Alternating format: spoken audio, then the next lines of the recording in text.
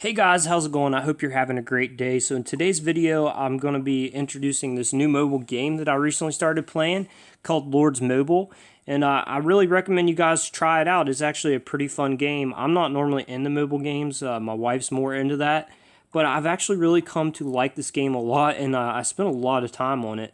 So I thought I'd make this video today giving you guys some tips on things that I think that will help you starting out if you're just wanting to go start up now, and hopefully this will give you a jump start, or if you already started it into the game, these tips should help you out a little bit. But really, first of all, the first thing you want to do is you want to follow the tutorial. Just make sure you go through that because it's really going to be with you until you get up to castle level 25.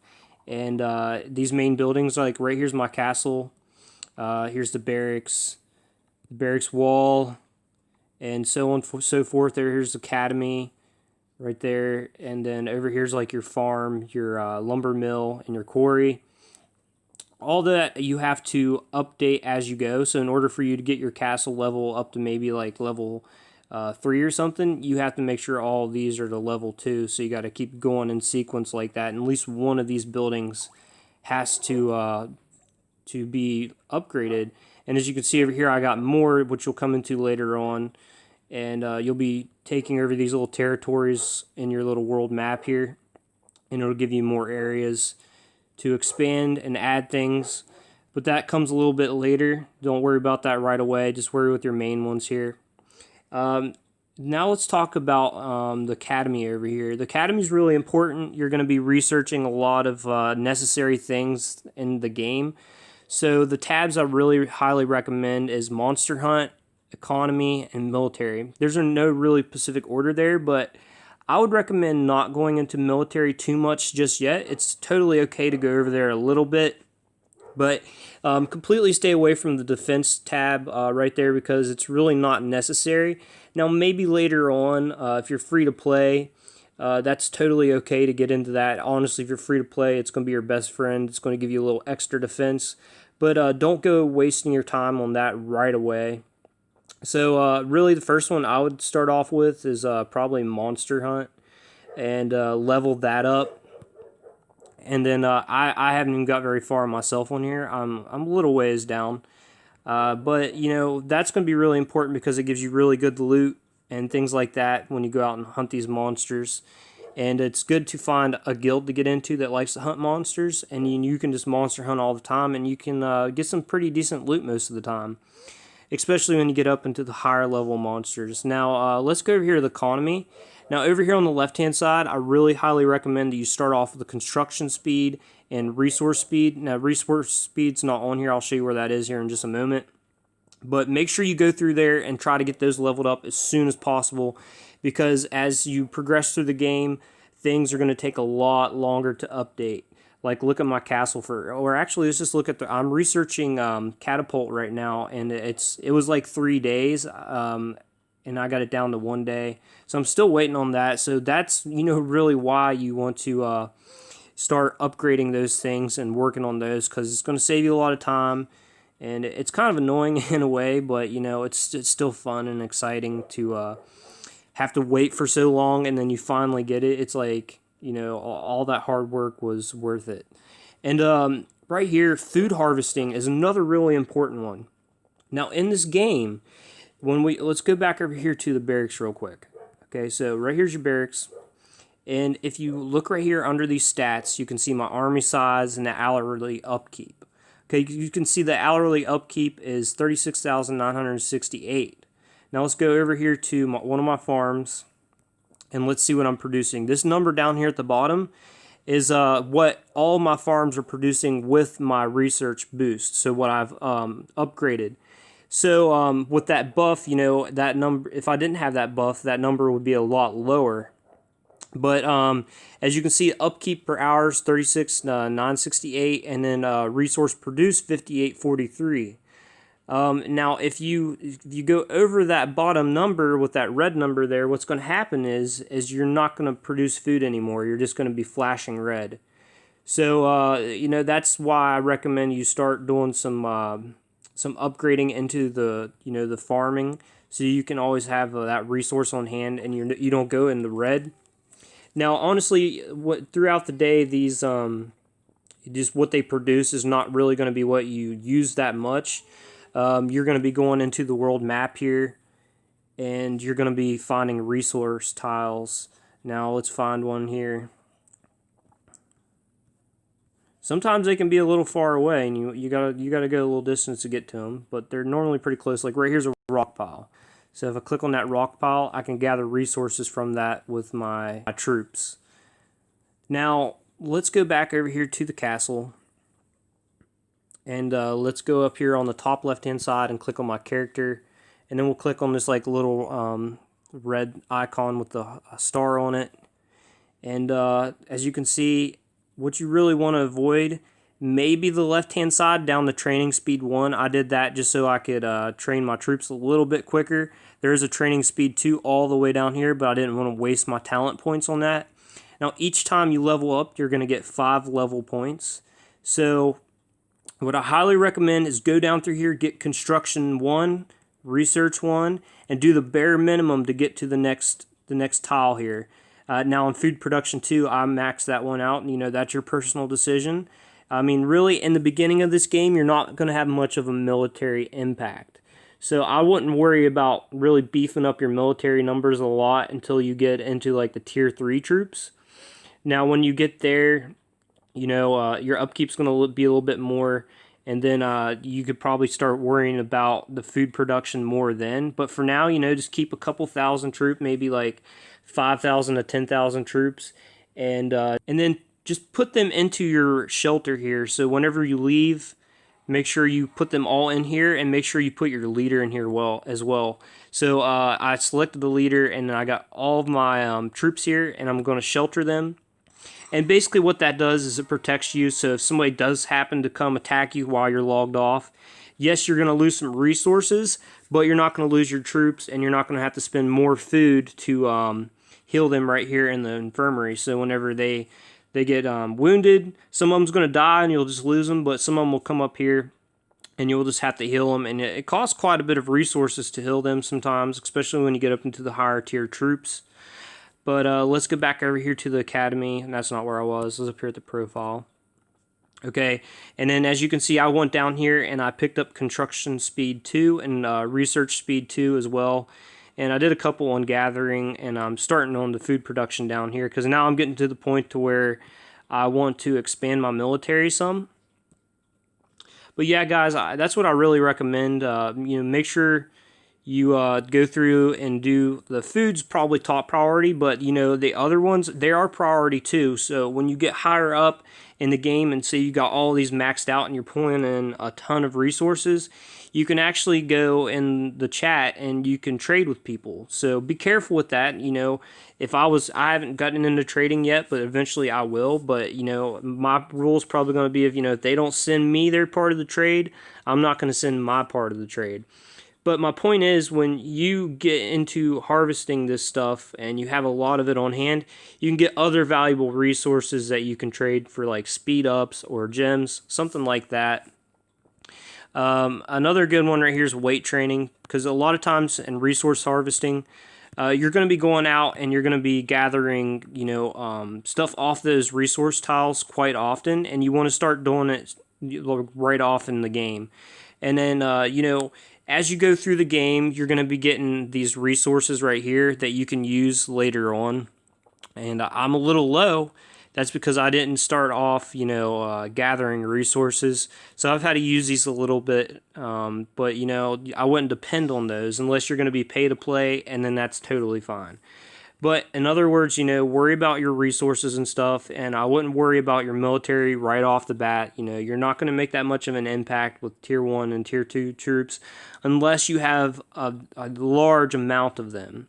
Right now, I'm just on Tier 2 troops, just the gladiators and reptilian riders.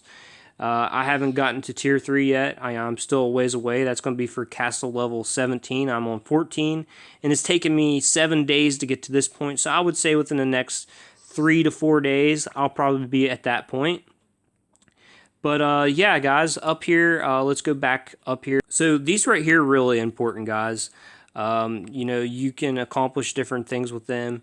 One that I highly recommend, I don't have it on because I'm not level 40 yet, but is the Lunar Flute. These give you buffs as well, so food production rate, research speed, infantry defense. This one's food production rate. Now you guys can see I've been focusing on that food production rate because I want to grow a large army, but I still want to be food positive. Now a lot of players will start off being in the negative with their food, and that's totally fine. You just have to basically time everything right. Say if you want to do a project and you need some food and you ran out of those little upgrades down here, just make sure that you go out to a resource tile and you get that resource, and then you just immediately use it when it comes back to the base before your troops can eat it up. So you just have to time it right. So you can totally get away with that, and then you could have more time to spend in other things. But, like I said, later on in the game, you might want to end up doing some trading, so don't put yourself into a hole just yet. I'm trying to think of some other things to mention here. So you're going to be going in here a lot, and you're going to be upgrading your heroes. And I recommend that you push through these as fast as you can because you get a lot of good loot out of here as well. And that's where actually most of your loot's probably going to come from. I wouldn't say most of it, but a good part of it. And up here you can see the Braveheart at the top left underneath those purple gems right there. Throughout the day, that will you'll gain on that, and you'll get up to 120, and you can just go in here and start clearing these stages.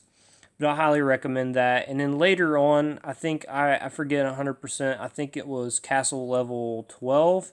You open up the Colosseum over here, and basically you can face off with your heroes over here, and you can start to earn some gems every couple. I think it's every 3 hours. And then if you guys come over here to start unlocking these places and taking them, there'll be an enemy here, and you got to take them over. What I recommend, I haven't gotten this one yet. I probably can after I get my numbers up a little bit more. But if you think that you're not going to be able to handle them, just go ahead and build up a whole bunch of grunts and archers and stuff, and get sheer numbers and go in and take them. And then you can always get dismiss your troops afterwards if you want to stay food positive. And if you don't, then obviously don't worry about it, and just keep training in a whole bunch of troops, because once you get to that point, it's like don't even worry about it anymore. You're already food negative, so just get sheer numbers. And then, you have a military presence and you can get things done. You can actually attack other people. Another thing that I highly recommend, guys, is getting into a good guild. Now, this is a good guild, and I'm probably going to be making a new video here soon because we got some stuff going on in our guild right now with our brother and sister guilds. One of them just betrayed us, and we're not too happy about that. We might be going to war over that. We're not 100% sure yet. I'm awaiting more info from our leader. Right there's our leader right there. Shout out to him, and shout out to LUS. I love you guys, and you guys are an amazing guild, and I've really enjoyed being with you guys. And actually, you guys have made the game enjoyable for me because you guys have been so giving and nice and helpful. So that's really why I'm trying to do this video, is help others out and kind of pass the buck on here. But yeah, you can attack people. Like, see these guys in yellow. First, you can scout them. That's another thing. Go ahead and in the academy and start leveling up to leveling up your scouting. I took it up to 5. I think 5's good enough, so you can at least see the traps and the types of troops that's in there. And then make sure you're going through here once you get in a guild and you're constantly hitting this help all button. Each time somebody hits the button, I'm not sure exactly how long it is, but it takes a minute or two off of your wait times for stuff updating. Which is, lower levels, it's really, really helpful. When you get in higher levels, it's not going to make much of an impact, but, every couple minutes counts. And let's just go down here to the guild and look around a little bit. So in the guild, you can see your members, gift levels.